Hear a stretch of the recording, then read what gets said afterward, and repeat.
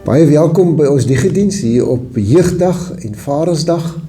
Maar wat 'n dag dit nou ook al is, ons wil mos elke dag geniet en lewensvreugde vind. Ons almal is op soek na die sin van die lewe. Nou as daar iemand was wat gesoek het na die sin van die lewe, na lewensvreugde, dan is dit nou Prediker. Nou Prediker is 'n ou wat alles probeer het in die lewe. Alles probeer doen het. En hy was seker iemand wat alles gehad het, wat enige iemand kan begeer om te hê. En as jy hom dan hoor, dan sê hy, alles is 'n gejaag na wind. Alles kom tot niks. Maar gelukkig het die Prediker later 'n ontdekking gemaak, waarvan ek later sal vertel. Maar kom ons lees hier in Prediker 11, vanaf vers 7 tot 12 vers 1, waar hy vir ons 'n paar riglyne gee, hoe ons lewensvreugde kan vind. Die lig is aangenaam, het is goed vir die oë, om die son te sien. As 'n mens lank lewe, moet jy oor alles dankbaar wees. Maar jy moet onthou dat die donker dae van die dood wat kom, ook baie is. Alles kom tot niks. Jy wat jonk is, moet vreugde vind in jou jeug en jou jong dae ten volle geniet. Doen wat jy goed vind en waarvan jy hou. Maar moenie vergeet dat God van jou rekenskap sal eis oor alles nie. Hou kommer uit jou hart en vermy wat jou liggaam kan kwaad doen. Ook die jeug en die jonkheid kom tot niks. Dink aan jou Skepper in jou jong dae, voor die swaar dae kom. Die jare aanbreek waarvan jy sal sê, ek het daar niks aan nie. Prediker gee vir ons so 5 riglyne hoe om lewensvreugde te vind. Hy sê, wees dankbaar, geniet die lewe, moenie bekommer nie, pas jou liggaam op en moenie die Here vergeet nie. Nou die eerste plek, wees dankbaar. Hy sê hierso in Prediker 11 vers 8, as 'n mens 'n lang lewe het, moet jy oor alles dankbaar wees. Nou 'n dankbare mens is 'n gelukkige mens. Want 'n dankbare mens is iemand wat oor die kleinste dingetjie dankbaar is. Maar ook iemand wat die vermoë het om dankbaar te wees en dinge raak te sien waaroor jy kan dankbaar wees, al gebeur wat ook al met jou. En 'n dankbare mens is iemand wat besef dat dit wat hy is en dit wat hy het hy alles van God ontvang. Eintlik is sy hele lewe 'n stuk dankbaarheid. En dis hoekom Paulus ook in 1 Tessalonisense 5 vers 18 sê, wees in alle omstandighede dankbaar, want dit is wat God in Christus Jesus van julle verwag. En dan in die tweede plek sê hy, geniet jou lewe. In Prediker 11 vers 9 lees ons, daar waar hy sê, jy wat jonk is, jy wat nog swart hare het, geniet jou lewe, doen wat jy goed vind en waarvan jy hou. Maar moet net nie vergeet dat God van jou rekenskap sal eis nie. As 'n mens aan Prediker dink, dan dink 'n mens aan hierdie mens wat gesê het, alles is 'n gejaag na wind, alles kom tot niks. En dis hoe iemand praat wat dink hy kan sy vreugde vind in aardse goed, om by mekaar te maak en op te gaar en op te bou, en dan op die ou end bekommerd te wees oor dit alles wat jy jou lewe voor afgesloof het, en dit wat jy by mekaar gemaak het, en dan wonder jy, wat gaan jou nageslag daarmee doen? Dit gee nie vreugde nie, dit gee net bekommernis. Maar gelukkig het die Prediker toe 'n ontdekking gemaak. So ons lees daarvan in Prediker 3, hier vanaf vers 12 tot 13. Ek het tot die insig gekom, dat daar vir 'n mens niks beter is nie, as om vrolik te wees, en die goeie van die lewe te geniet. Dat die mens kan eet en drink, en onder al sy arbeid nog die goeie kan geniet. Ook dit is 'n gawe van God. En dan derdens, moet jou nie bekommer nie. Die Prediker sê, hou kommer uit jou hart. Jesus sê ook, moenie jou bekommer oor wat jy sal eet, en wat jy sal drink, en wat jy sal aantrek nie. Dink nou maar net 'n klein kindjie, is nie bekommerd oor wat hy vanaand gaan eet, en waar hy vanaand gaan slaap, of wat hy môre gaan aantrek, en of sy ouers hom môre gaan skool toe vat nie. Hy aanvaar dat sy ouers dit vir hom gaan doen. Ons Vader weet ook wat ons nodig het, en hy is die een wat vir ons sorg. En daarom moet ons nie gedurig bekommerd wees oor dinge waaroor ons nie beheer het nie. Want dit doen ons nie goed nie. Dit is nie goed vir ons liggaam nie. Dit is nie goed vir ons gesondheid nie. Dit is nie goed vir ons gemoed nie. Ons moet doen dit wat ons kan doen. En dit waaroor ons nie beheer het nie, wat ons oorlaat aan God. Soos wat ons in Spreuke 37 vers 5 lees, laat jou lewe in die Here oor, vertrou op hom, hy sal sorg.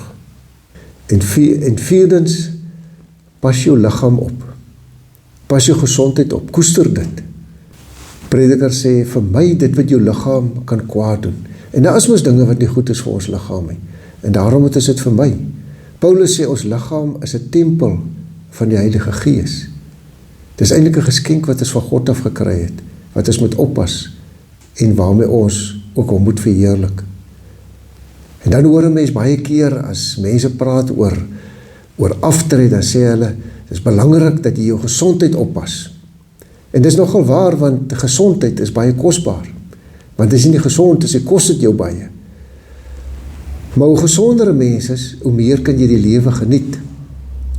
Ek dink altyd aan wat Dani Hoeflies vir my gesê het, as ons so gedraf het, en ek sukkel, en ek is nou nie eintlik fiks genoeg, en dan sê hy, hoe fikser 'n mens is, hoe meer jy oefen, hoe meer geniet jy dit. En dan voeg hy sommer by, hy sê, dan jy sommer meer energie om jou werk te doen. En dan vyfdens, moenie die Here vergeet nie.